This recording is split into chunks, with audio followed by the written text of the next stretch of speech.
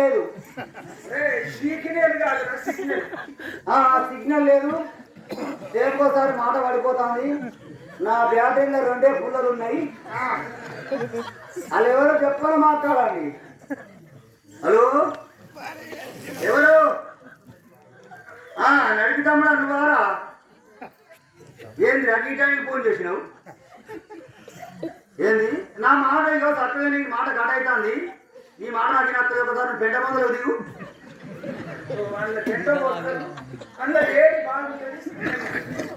దిగినావా? ఇప్పుడు కరెక్షన్ పడతాగా. చెప్పు, ఏమైంది?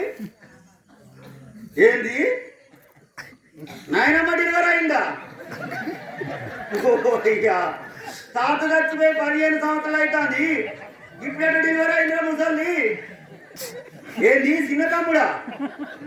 నేను అప్పుడే చెప్పిన ముసల్లానికి, ముసల్లానా నువ్వు సెల్ ఫోన్లో నైట్ బ్యాలెన్స్ చేసుకోకు. వాడు చిన్న మనవాడని మంచివాడని ఫోన్ చేయకు. వాడు మోసం చేస్తారని చెప్తే ఆ నైట్ బ్యాలెన్స్ చేసుకొని ఫోన్ చేసి పోరని కానీ గడి తెచ్చుకుంది. నీకు ముసల్దానికి నీకు సెల్ ఫోన్ ఎందుకు? అందులో డేటా బ్యాలెన్స్ ఎందుకు నీకు? మళ్ళీ ఐడి కార్డు పంపుడు నువ్వు. మనవడే పంపేవారు పోరని కానీ నెలకు 2000 పింఛనైతే తాతలేదా నీకు? ఇప్పుడు ఆ పింఛన్ రాకుండా అయిపోయాయి. 6 కిలో బియ్యం బాగా పని కూడా పుట్టలేదు.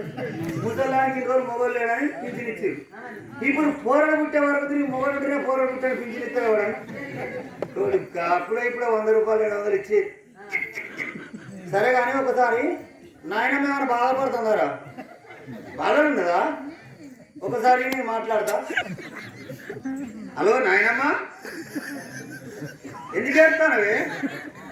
ఏడవకు నువ్వు అయ్యో పుట్టినామని ఆడిపోరే మగపోరే పియ్యప్పటికని వాడే పడతాడు. ఏడవకు. సరే కానీ ఇప్పుడు నార్మల్ అయినవా? పెద్ద ఆఫీసర్ ఇట్లా ఇట్లా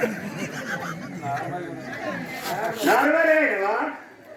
మరి పోరడే నిజాలు పుట్టిండే ఏంటి 18 కిలోల అమ్మ ముద్దని కడక అంబలి గట్టిగా తాగి పొరడి గట్టిగా కన్నది.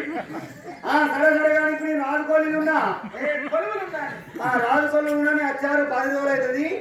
నువ్వు డెలివరీ అయిన బట్టలు మొత్తం పక్కకు పెట్టి నేను వచ్చినాక పెడతా. నీ పెద్ద కొడుకు సంజయ్ కొడుకు నేనే.